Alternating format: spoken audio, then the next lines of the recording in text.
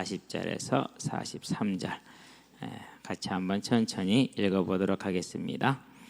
왕이 길갈로 건너오고 게맘도 함께 건너오니 온 유다 백성과 이스라엘 백성의 절반이나 왕과 함께 건너니라.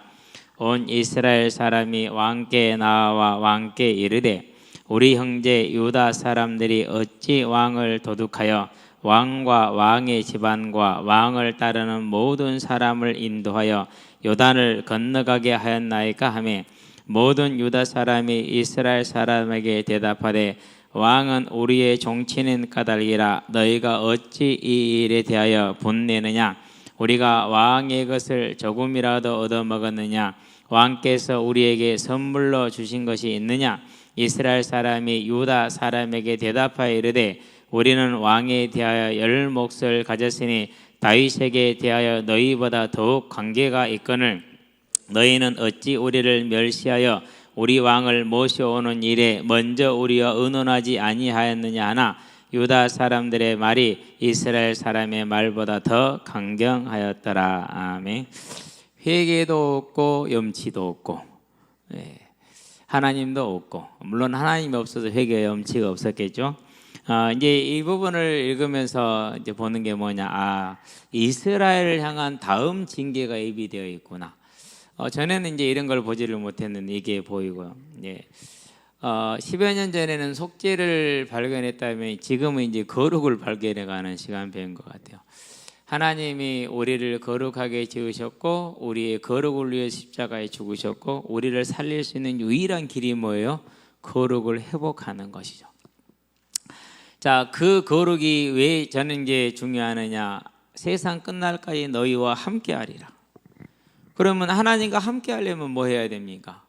성령의 능력이 뭡니까? 권능의 능력이 뭡니까? 그게 세상을 이기는 힘, 하나님의 거룩함에 그 거룩함이 있어야 하나님과 함께할 수 있고 그 거룩함이 있어야 이 복음을 땅끝까지 전할 수가 있고 그래서 이제 오늘 우리가 찬양을 했던 예수 십자가에 흘린 피로서 이 찬양을 마태복음 28장 19절 20절하고 한 번도 연결을 시켜보지를 못했어요. 그러는데 이 거룩이 발견이 되고 나니까 이 찬양이 그 말씀과 그대로 연결이 되는 거죠. 그렇구나. 항상 함께하는 삶, 언제나 어느 때나 그의 보혈을 붙들고 의지함으로 그 거룩함에 서서 우리는 무슨 일을 감당할 수 있어요? 제자의 일을 다시 하려는 이 언약을 이루는 일을 감당할 수 있다는 것이 보여지는 거죠. 그래서 이제 새로운 시간표가 또 시작이 됐는데 어쨌든 저와 여러분들은 우리의 믿음이 하나님이 원하시는 믿음 속으로 들어가서 다시 오려는 언약의 주역으로 쓰임 받으시게 되길 바랍니다. 그래서 더 강경하였더라.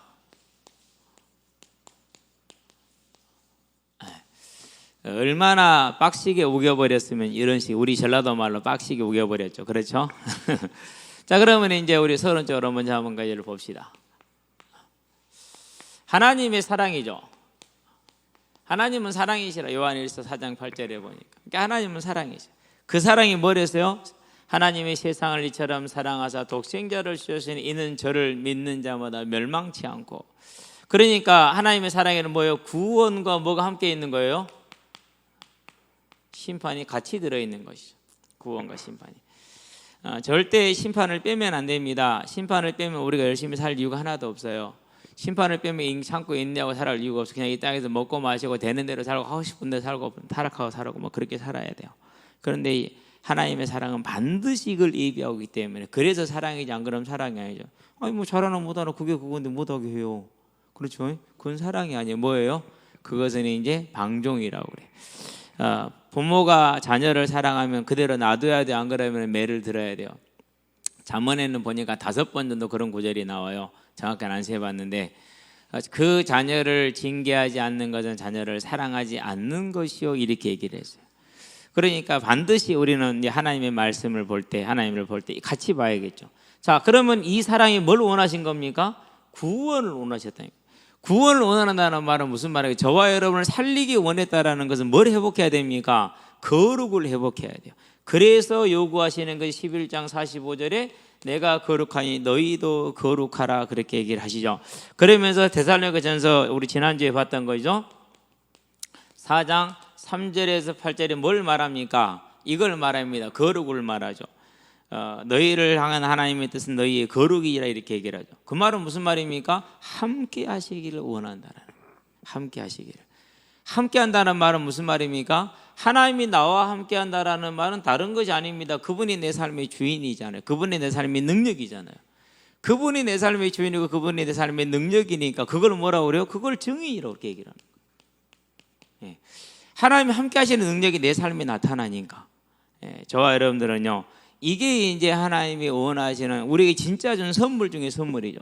자, 이 하나님의 사랑이 이제 어떻게 임하는 겁니까? 당연히 뭐로 옵니까? 그래서 잠언에 보니까 3장 11절 12절 아들아 하나님의 징계를 경히 여기지 말라. 그의 꾸지람을 경히 여기지 말라. 어찌 사랑하는 자녀를 징계하지 않는 아버지가 있겠느냐. 그와 같이 너희를 징계하심으로 하나님의 뜻에 참여하게 하시느니라. 그 징계가 지금 어떻게 오는 거예요? 이제 압살롬의 반역으로 왔죠. 여기서 이제 우리가 뭘 보는 겁니까? 이 반역은 다른 게 문제가 아니에요. 하나님을 멸시한 거예요. 많은 멸시 내용이 담겨 좀 이따 보도록 할게요. 자, 그렇게 됐는데 중요한 건 뭡니까? 이 반역으로 말미암아서 많은 문제가 생겼는데 그 하나님께서 다윗을 징계하시는 길이 끝나지 않았다는 거, 계속되고 있다는 거. 그럼 여기서 이제 우리는 뭘 봐야 되냐면요, 하나님은 그 주권을 가지고 하나님의 뜻을 이루어 가시는데 본인이 충만할 때까지 이루시는구나. 그래서 이제 지금 오늘 19장은 다음 하나님의 징계를 보여주고 있는 장면이에요. 다음 하나님의 징계를. 그래서 다윗도 실수하고 모두가 다 하나님 앞에서 실수를 하고 있죠. 즉 하나님을 바라보지 않고 경외하지 않는 것이죠.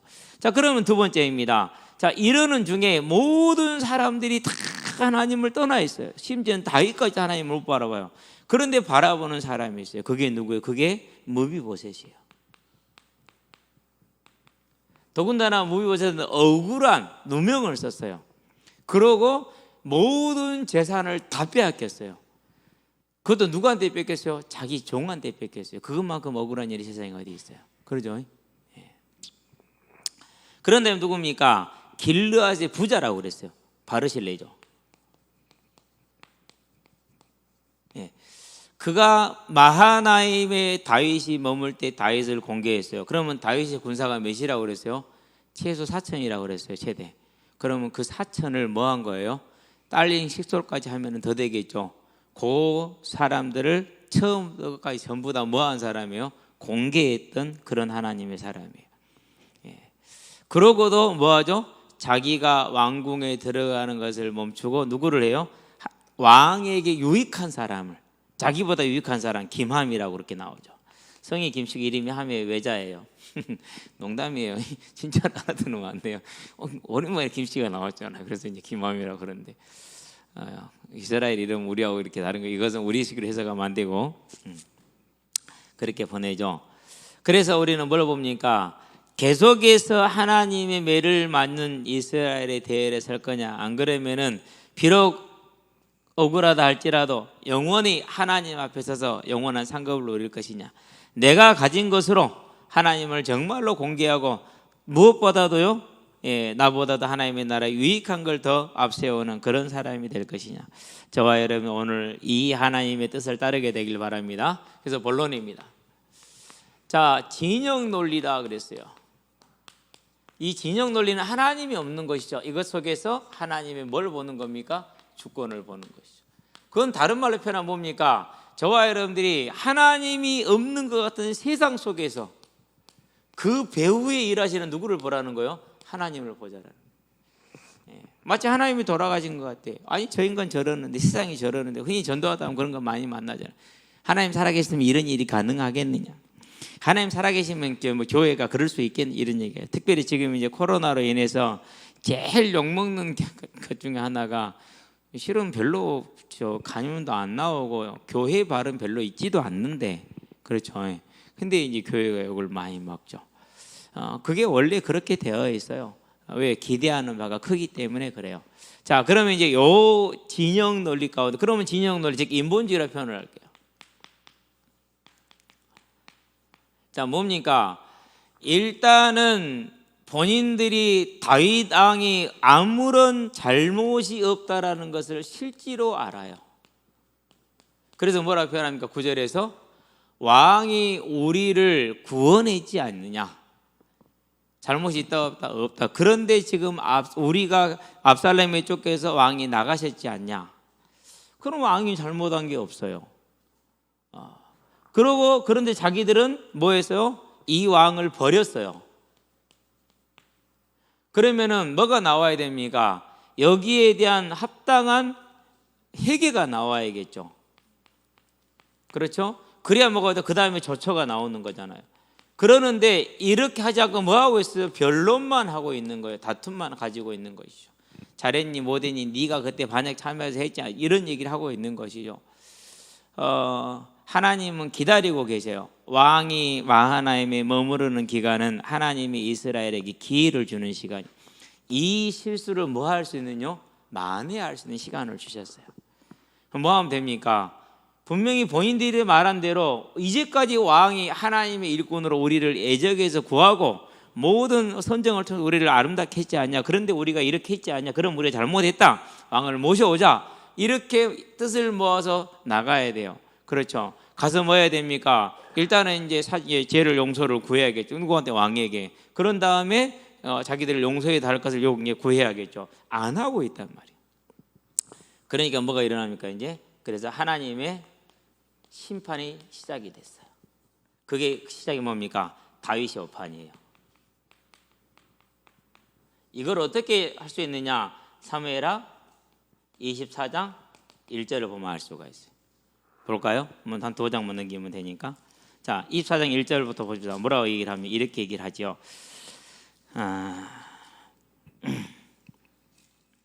24장 여호와께서 다시 이스라엘을 향하여 진노하사 그들을 치시려고 다윗을 격동시키사 가서 이스라엘과 유다의 인구를 조사하라 하신지라 그랬어요. 자, 다시 이스라엘을 향하여 진노했다는 아무 일도 지금 없어요. 근데 진노하셨대요. 뭘 지금 말하는 거죠? 압살롬의 반역의 일에 참여했던 이들이 뭐 하지 않는 거예요? 회개를 하지 않는 거예요. 세바의 반역에 참여하고도 회개를 안 해요. 자기들 잘못한 거 없어요. 그래서 다윗을 격동시켜서 인구 조사를 시킨 거예요. 여기서도 마찬가지. 아직 회개 않고 있죠. 다윗을 격동시켜서 오판을 만들게 만들었어요. 그래서 뭐 하게 만듭니까? 그래서 다윗으로 하여금 유다 지파만을 편애하게 만들었어요. 편애하게. 인본주의, 진영 논리 속에 빠뜨린 거죠. 하나님이 밀어넣으신 것이 아니라 가만 놔두면은 이렇게 가요. 즉 은혜를 거두시면은 저와 여러분은 반드시 죄인의 길을 갈 수밖에 없는 거예요. 하나님 은혜를 안 주신 거죠. 그러니까 다윗이 어떻게 합니까? 너희는 우리의 종친 아니냐 그렇게 얘기를 했어요. 종친 아니냐. 그러면서 아마사 네가 요압을 대신해서 군장이 되지 않으면 하나님이 내게 벌을 내리실 것이다. 이런 엉뚱한 지시를 내려요. 실은 요압과 그 군사들이 뭐를 받아야 돼요? 당연히 상급을 받아야 되죠. 그런데 오히려 뭐 했어요? 자리를 뺏겼어요. 그러면 아마사가 군장이 되면은 요압을 따라 싸운 사천의 군사들은 어디로 가야 돼요? 요압 아마사 밑에 들어가겠어요? 안 들어가겠어요? 들어갈 수가 없죠. 왜요? 아마사가 반란군의 수장이었는데 군장이었는데 들어갈 수가 없는 거예요. 이런 엉뚱한 조치를 만들어요. 엉뚱한 조치를. 그건 여러 가지 의미가 있어요. 이스라엘을 향한 심판이 시작된 것이고 아마사를 향한 심판도 시작된 거예요. 아마사가 뭐부터 해야 돼요? 자기 잘못 회개해야 되는데 안 했거든요. 누구한테 죽어요? 불의한 사람의 손에 죄인이 손에 죽어요. 요압에게 또 죽죠. 하여간에 하나님은 보이지 않는 것 같은데 결코 하나님의 뜻을 다 이루어 나가잖아요. 이렇게 하니까 이것을 이스라엘 사람들이 들었겠어요? 안 들었겠어요? 다 들었죠. 왜 안 들어요? 그렇죠. 다 들었어요. 그러고 이제 누가 나옵니까? 베냐민 지파가 나옵니다. 근데 이것도 통일된 것은 아닌 것 같아요. 왜요? 세바가 무슨 지파예요? 세바가 베냐민 지파예요. 세바가. 그래서 여기서 이제 우리가 열 몫이 있다라는 유다와 베냐민 지파를 제외하고 나머지 열 지파를 말하는 것이 되고, 세바의 반란 때는 베냐민 지파와 나머지 모든 지파 11지파가 다 참여하고 유다만 빠지게 되는 거. 그렇게 이제 바뀌는 것이죠. 세력 변화 일어나는 겁니다.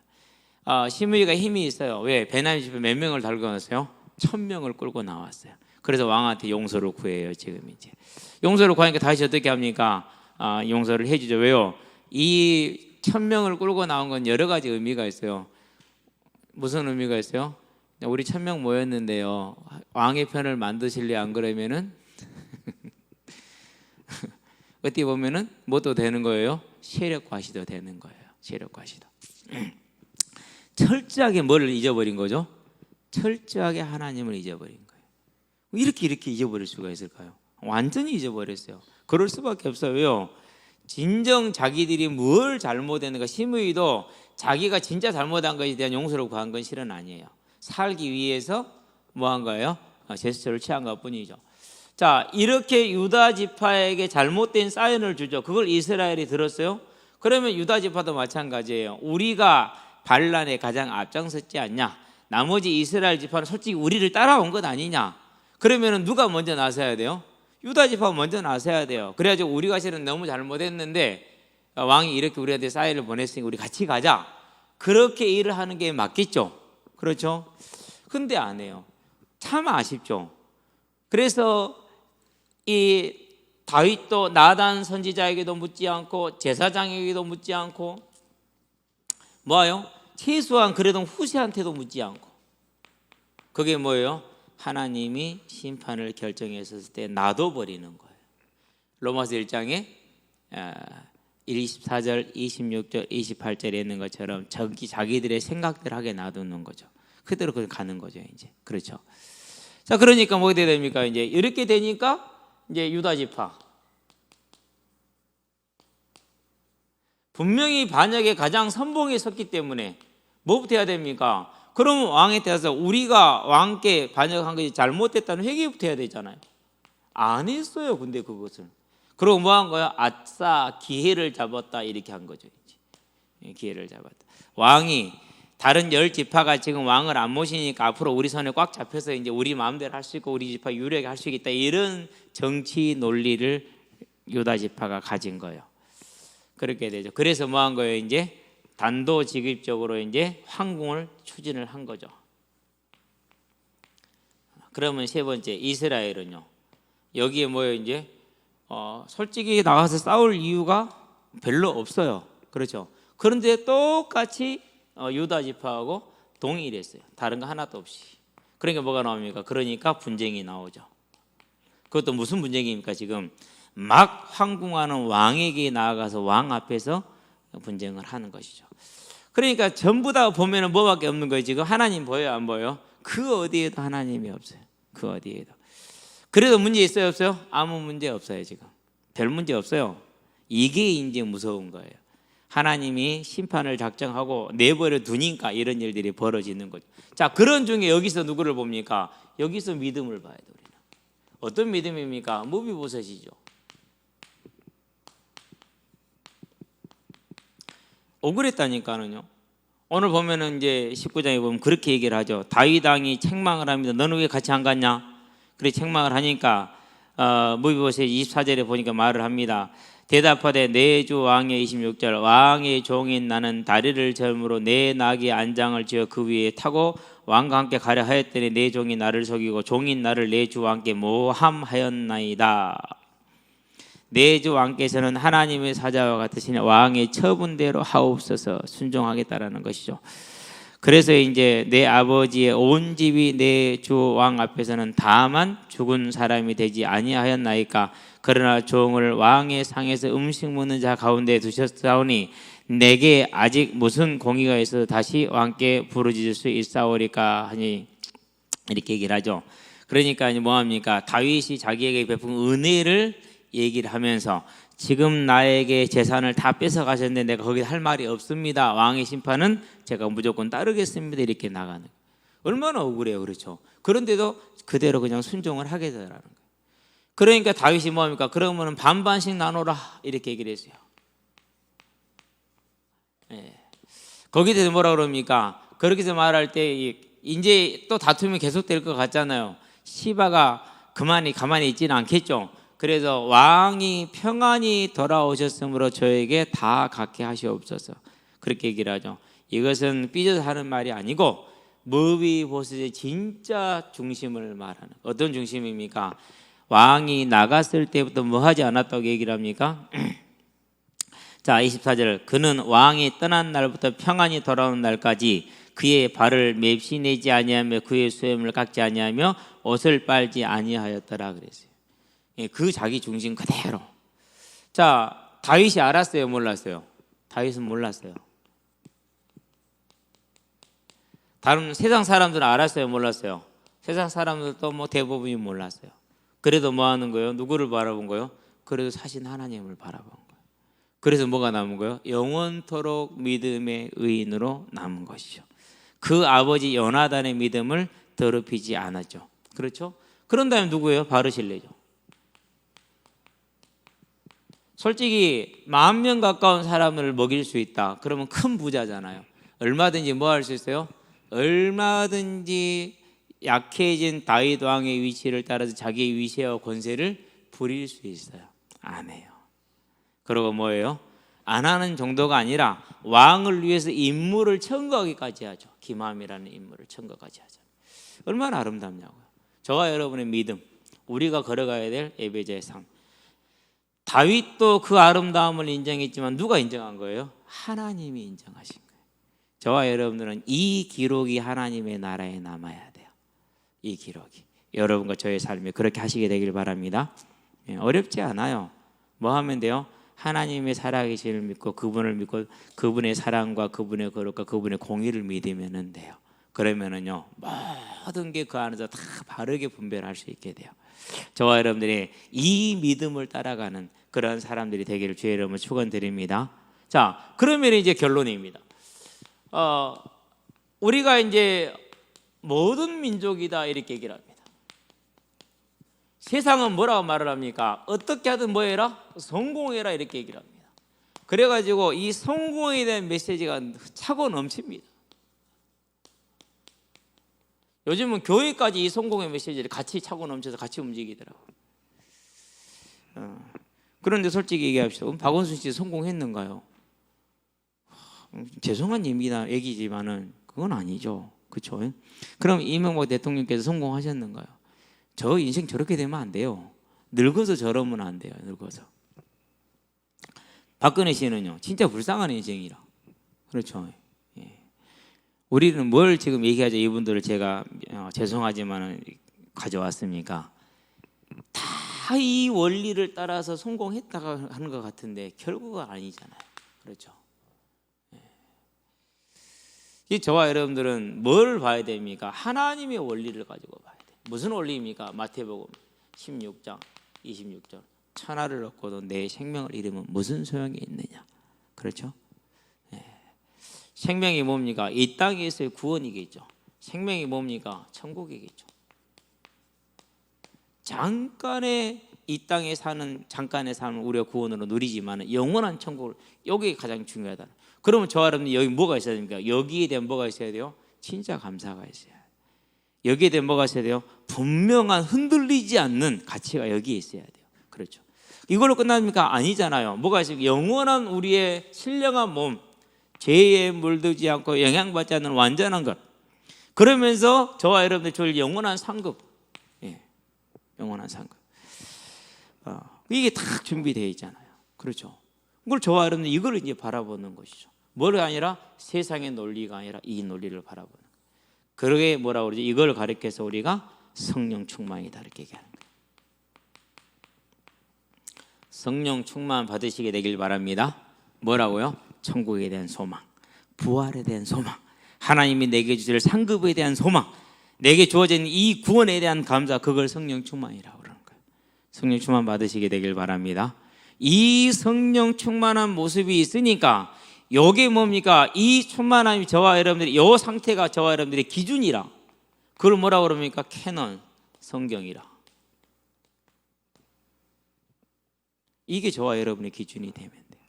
그러면 네 번째네. 그러면은 여기서 나오는 저와 여러분의 행동은 어떻게 됩니까? 이제 그렇죠? 이게 구별된 거예요. 그걸 성도라고 그래요. 사람들이 이 구별된 걸 봤어요. 그걸 뭐라고 그래요? 그걸 전도라고 그래요. 다른 데 있지 않아요. 그렇죠?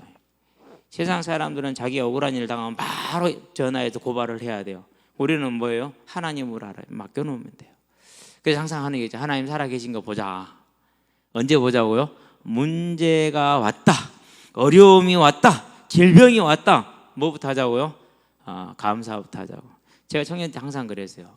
몸이 막 또 이제 죽어라고 아픕니다. 위로 타고 막 난리가 아닙니다. 그래갖고 이제 완전히 시체가 되어 있습니다. 그러면 그때 뭘 그리느냐? 이 몸이 아프기 시작하고 이제 고통이 시작될 때, 하나님이 항상 이걸 나를 고쳐 놓으셨지. 그러면은 최소 12시간, 길면은 20시간 후에는 내가 다시 건강한 몸으로 돌아와 있을 거야. 그러면서 할렐루야 그러고 이제 고통 가운데 들어가는 거예요. 진짜 12시간 후에는 돌아와 있어요, 몸이. 그러면 역시 변함없으신 하나님이 맞아. 고쳐주셔서 감사합니다. 또 열심히 전도하러 가겠습니다. 똑같은 거예요. 저와 여러분들이요, 이제 하나님 안에 들어온 자들이기 때문에 우리가 이 소망에 서 있다면은, 그 소망에 서서 성령의 충만을 받는 삶에 승리했다면은 저와 여러분의 삶은 어떻게 되었어요? 구별된 자의 삶이라. 그걸 성도라고 그래요. 당연히 사람들이 압니다. 빛과 소금이죠. 그걸 전도라고 그래요. 그렇죠.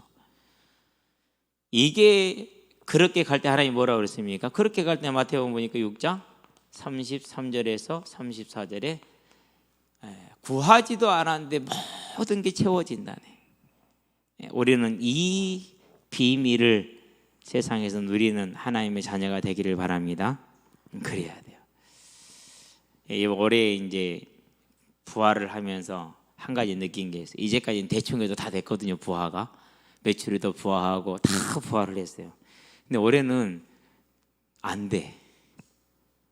계속 막아. 더군다나 내가 이제 형님한테 약속해서 이제 형님 갖다 드리려고 금괴라는 알을 25개를 샀어요. 무려 돈이 75,000원이나 들어갔어요. 제일 싸게 파는 거 개당 3,000원에, 제일 그 다음에 8,000원, 그 다음에 10,000원 이러더라고요. 파는 것이 알 하나에 꽁알만에 쬐까네. 달랑 꼴랑 2개 부화인데 한 마리 죽였잖아요. 그걸 보면서 허락을 안 해주시는 건, 하나님 허락을 안 해주신데 여기서 멈춰야겠죠. 근데 약속을 했는데 어떡할까요? 그래도 하나님이 허락을 안 하면 멈춰야 되는 게 맞겠죠. 그러면서도 갈등이 돼. 그러면서도 새끼를 사다 줄까, 그런 생각까지 하고 그러는데요. 아마 새끼 사도 하나님이 죽일 거예요. 왜요? 허락을 안 했는데 괜히 막 없어서 하니까 허락을 안 해주는 것이니까 여기서 이제 멈춰야 되지 않겠네 생각을 하는데요. 저와 여러분은 이 하나님의 살아계심을 알고 정말 우리가 이 구별된 삶, 다른 기준으로 구별된 삶을 살 때 하나님께서 우리의 모든 것을 더하고 채워주신다라는 것, 그 믿음의 증인으로 서시게 되기를 바랍니다. 그래서 여러분이 가는 모든 길에 특별히 우리 후대들은 여러분의 11조가 10개 이상의 교회를 넉넉히 살릴 수 있는 그런 믿음의 그림을 그려라. 내가 11조 했는데 록펠러 같은 게 그랬대요. 11조 하려면 누가 동원이 돼야 돼요? 회계사들이 4명이 동원이 됐대요. 왜요? 그걸 매 주마다 계산을 해내야 되니까. 물론 한편은 록펠러가 악덕 사업주였다고 그렇게 얘기를 해요. 근데 그 말은 틀린 말이에요. 왜 틀린 말이에요? 자본주의 사회가 원래 그래요. 양육 강식의 사회예요. 경제적인 원리가. 그걸 보완하자는 게 사회주의예요. 그래서 지금 그걸 많이 보완해 가고 있잖아요. 뭐 그거야 뭐 이제 뭐 하나님 알아서 할 일이고. 여러분의 선교 헌금이 한 나라 이상을 살릴 수 있는, 그러면 그는 어느 정도 선교 헌금이 돼야 가능해요? 일단은 한 나라에 선교사님이 몇 분이나 필요해요? 최소한 10,000명 이상은 필요하죠. 그럼 10,000 가정 이상을 뭐 할 수 있어야 돼요? 공개할 수 있어야 돼요. 그렇죠? 자, 그러면 그분들은 은퇴하고 나서 삶까지 보장할 수 있어야 돼요. 그러면 도대체 얼마나 있어야 돼요? 여러분은 그 부를, 그 하나님의 응답을 어떻게 누리는 거라고요? 이렇게 오는 거라니까. 이렇게 오는 거라니까. 그걸 우리가 찾아다닌다고 오는 게 아니에요. 그렇게 갔는데 왔어. 나는 그러니까 그 청지기 사명을 잘 감당하면 돼. 내가 교회 헌금 다 해. 이런 썩어 빠진 미친 사람이 되는 것이 아니고, 무슨 말인지 알았죠? 하나님이 나에게는 이 일을 맡기셨구나, 최선을 다하는 거죠. 얼마나 아름답냐고. 나는 이 일을 맡았지만 저 사람은 다른 일을 맡았구나. 나와 함께 하나님의 나라의 상급을 받을 자.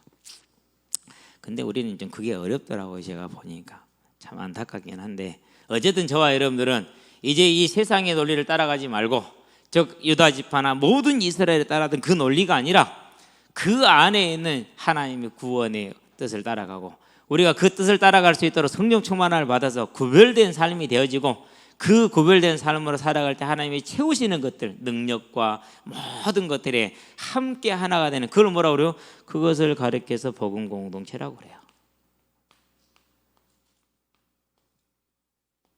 그거를 가리켜서 이런 믿음의 아름다운 공동체를 이루기를 주의 이름으로 축원드립니다. 기도합시다. 살아계신 아버지 하나님,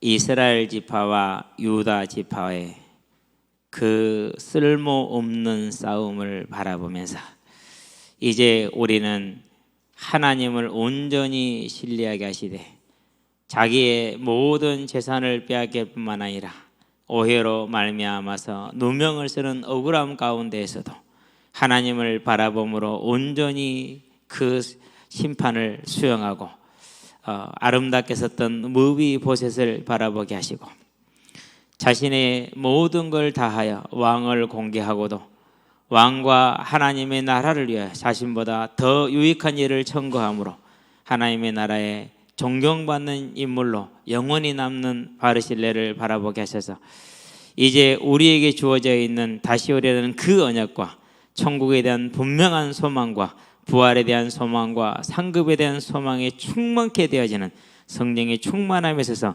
우리의 삶이 구별된 삶이 되어짐으로 이 세상의 빛과 소금이 되고 증인이 되어서 전도자의 삶을 온전히 살고 하나님이 약속하신 약속을 누리게 해야 돼. 모든 걸 채우시는 것을 누림으로 하나님의 나라의 귀한 섬김을 이루어 나가는 하나님의 자녀들이 될 수 있도록 우리 일생을 붙들어 주시고, 특별히 우리 후대들에게 은혜를 더하여 주시기를 그리스도신 예수의 이름으로 감사하며 기도합니다. 아멘. 이제는 우리 주 예수 그리스도의 죄인을 위한 십자가 대속의 은혜와 독생자 예수를 죄를 위해서 아끼지 않냐고 내어주신 하나님 아버지의 무한하신 사랑과 지금도 연약한 우리를 붙들고 새 힘을 더하여 주심으로 온전한 소망의 충만한 가운데 서서 구별된 삶을 통해 증인으로 전도자로 재림하셨지 주역으로 서게 하는 성령의 내주교통 역사하심이 무비보셋의 그 아름다운 삶을 사모하고 바르실레의 아름다움을 사모하여 하나님 나라의 귀한 일꾼으로 쓰임받게 될 우리 모든 성도들과 가정과 가문과 산업 현장 위에 전 세계에 흩어져 생명의 언약을 전하고 계시는 모든 선교사님들의 아름다운 발걸음 위에 함께하는 후대들의 예배자로 전도자로 중직자로서의 복음의 진로 위에 교사로 찬양대로 방송실로 주방으로 주보로 청소로 차량으로 섬기는 모든 헌신자들의 아름다운 헌신 위에 지금으로부터 영원토록 함께 계실지어다. 아멘.